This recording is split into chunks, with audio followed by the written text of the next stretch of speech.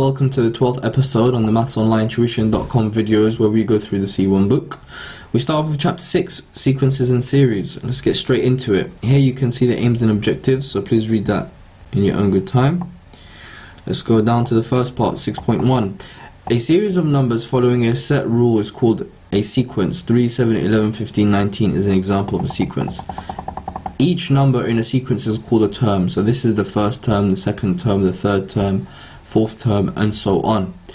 Example 1 says, work out the 3 terms in each of the following sequences. And part 2, the rule to find the next term. So you have 14, 11, 8, 5. So the rule here is you take these numbers, okay, and excuse me, you associate by each number besides one another what the rule is. So you can see that here you've taken away 3 between this number and that number, you've taken away 3, and so on. So it's very quick, very simple.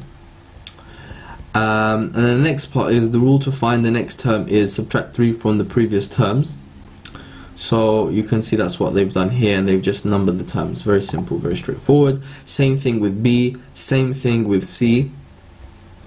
Now with B, you can see that to go from one to the other, they multiplied it by 2, and to go from here to here, they've multiplied it by 2, and then they've added 1. Okay, and we're going to show you later on how they can see this just by looking at the question, at the sequence, and a few simple working outs. So here's some examples for you to do. 6.2. When you know a formula for the nth term of a sequence, you can use this to find any term in the sequence. So for example, it says this is the formula for the sequence.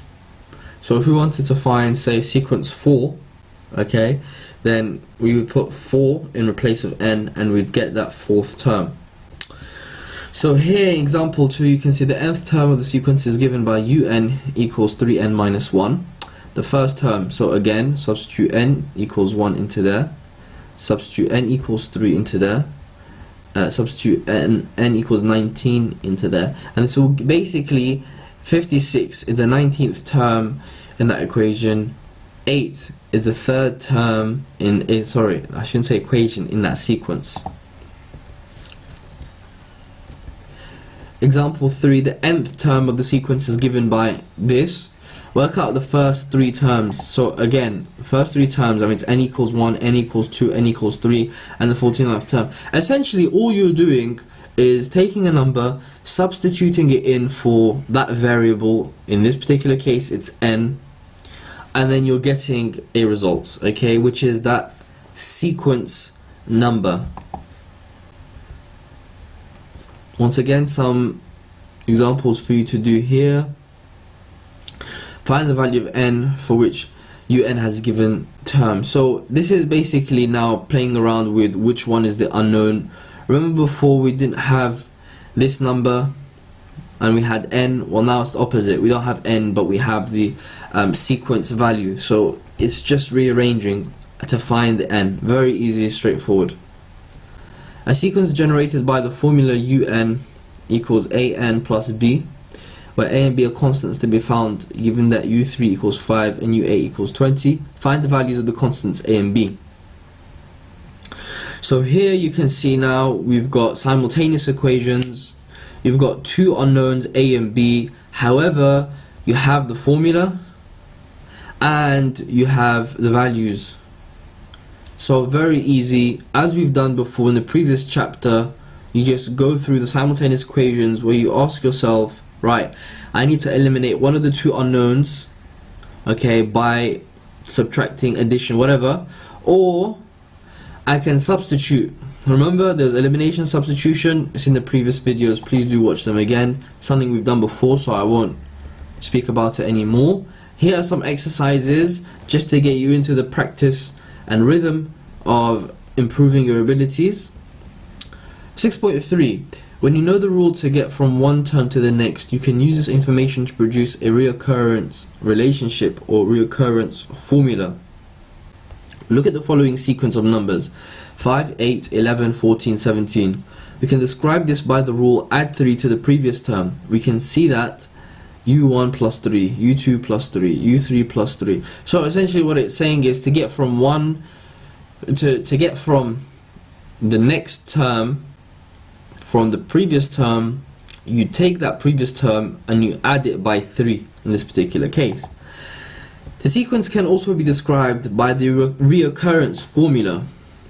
So you have uk plus 1 equals uk plus 3, the kth term in the sequence. So this refers to, if k was 1, that means the first term in the sequence, and here the k plus 1th term in the sequence. So that's the next sequence after the k. Very simple, very straightforward, and you can read through this. It explains exactly the same thing. A sequence can be expressed by a reoccurrence relationship. For example, the sequence 5, 9, 13, 17 can be formed by un plus 1 equals un plus 5, where u1 equals 5, u1 must be given.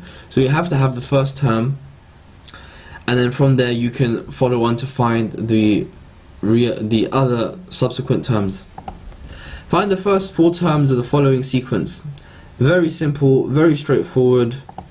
Un plus 1 equals un plus 4, u1 equals 7. Okay, what do? Put 7 in for here. So you have u1 equals u1 plus 1, which is u2, so you'll get u2. Then whatever that number is, you put it in for, now you have u2 here, that means you'll get u3. Okay, then you do the next thing, so you'll have u3, put u3 in here, so that'll give you u4. Very simple, very straightforward. Let's carry on. A sequence of terms un, where n is equal to or greater than 1, is defined by the reoccurrence relation un plus 2 equals m un plus 1 plus un, where m is a constant, given that also u1 equals 2 and u2 equals 5. Find the expression in terms of m for u3.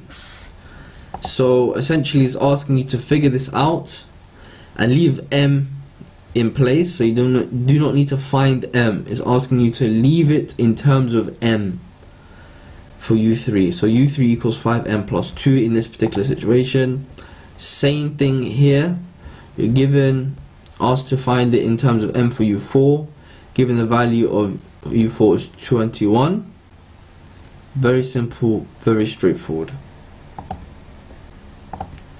Here you have some other examples to do, some exercises rather.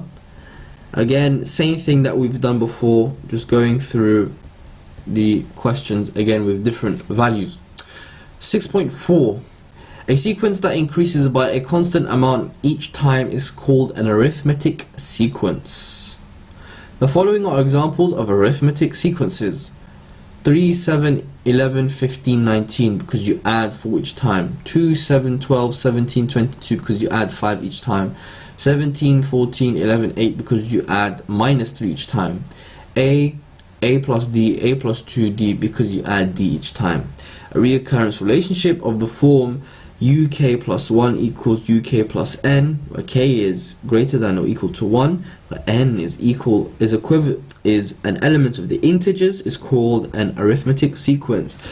Arithmetic sequence because it computes an arithmetic operation, in this particular case addition. See the plus n, we've already discussed that UK is a value of the kth term. K is just a variable that represents you could say the position in that sequence. So if K equals 1, that means that UK is going to be the first number in that sequence.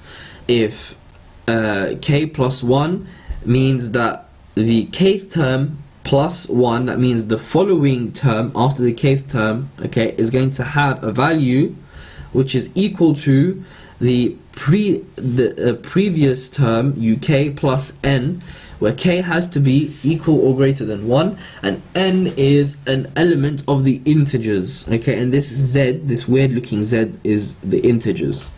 It's called an arithmetic sequence. I hope I've explained that. Find a tenth. Find the 10th nth and the 50th term of the arithmetic sequence 3, 7, 11, 15, 19. Okay, so you can see we have 7, we have 3, so 3 plus 4, 3 plus 4 plus 4, 3 plus 4 plus 4 plus 4. What is the pattern that you're seeing here?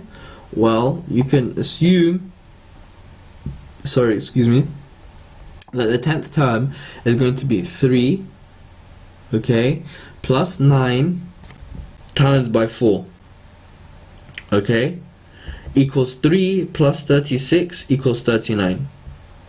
Okay, and that's a very simple procedure.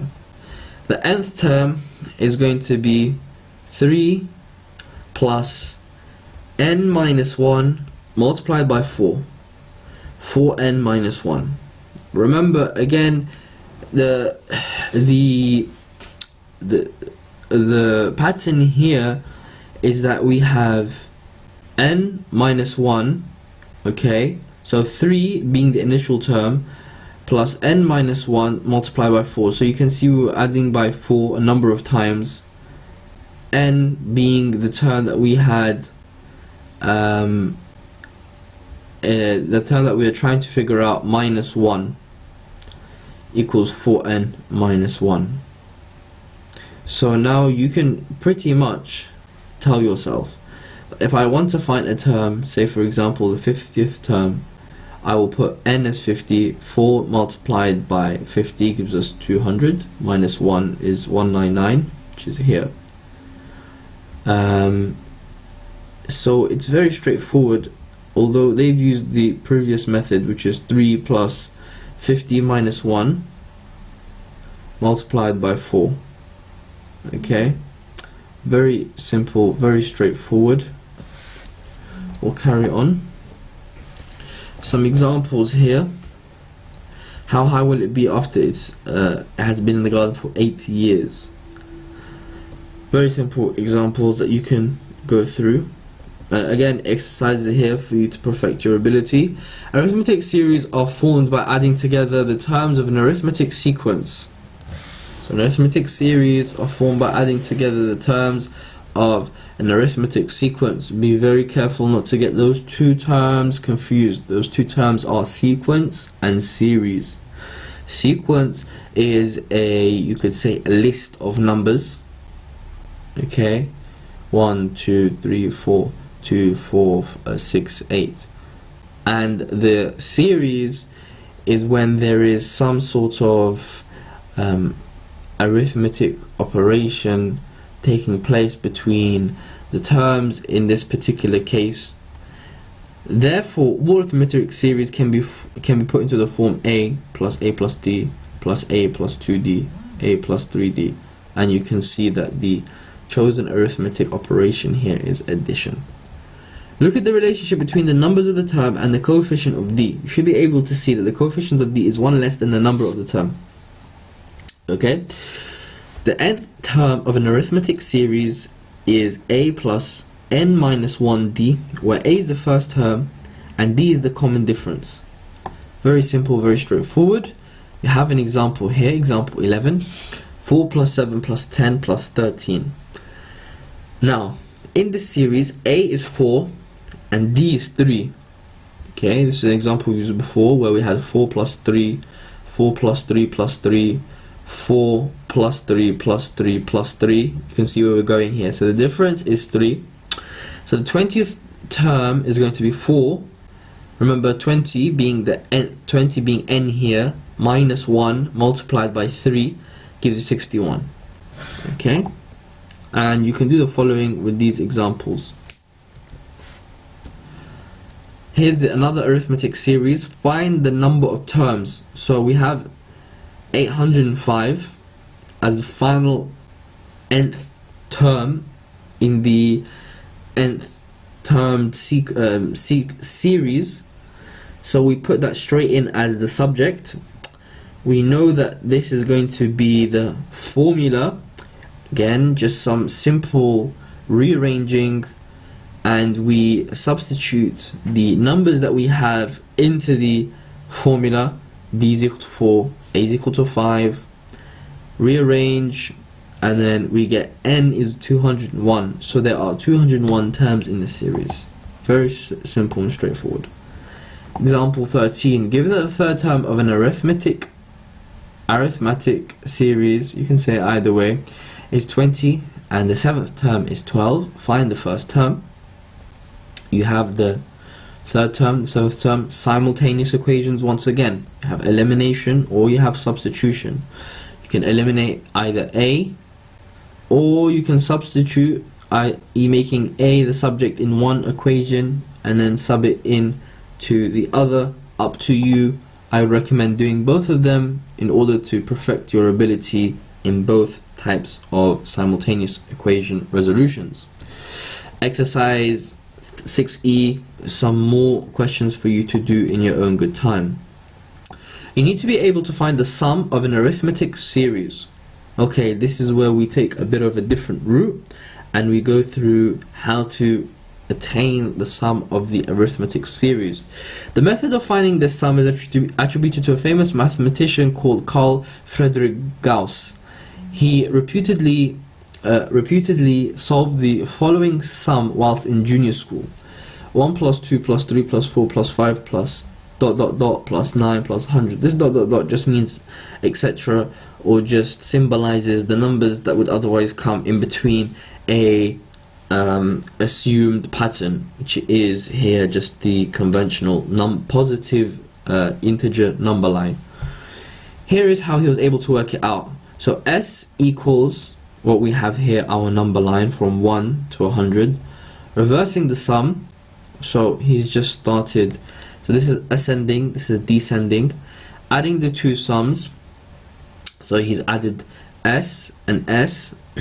So you can say that this is the first equation, this is the second equation, and then essentially all he's done is said 100 multiplied by 101. Why? Because there are 100 terms here, and each one of these terms added in their respective intervals is 101, and then he's divided it by 2, because this was, again, if you recall, the addition of these two, or just dividing it by 2, you get 5050. So in general, what they've done now is they've essentially just taken this term, which is the formula in its raw form, and reversed it, added the 2, done the exact same thing, just using the variables instead of numerical numbers, and they have Sn equals n over 2, 2a plus n minus 1d. Prove for yourself that it could be also described as the following, where L is just a short form of writing a plus n minus 1d. The formula for the sum of the arithmetic series is as follows, where a is the first term, d is the common difference, n is the number of terms, and l is the last term in the series. Now this is two important things to remember. You could be asked to prove these formulae. Here is how to prove the first one, and there should be an explanation later on in the book of how to attain this one.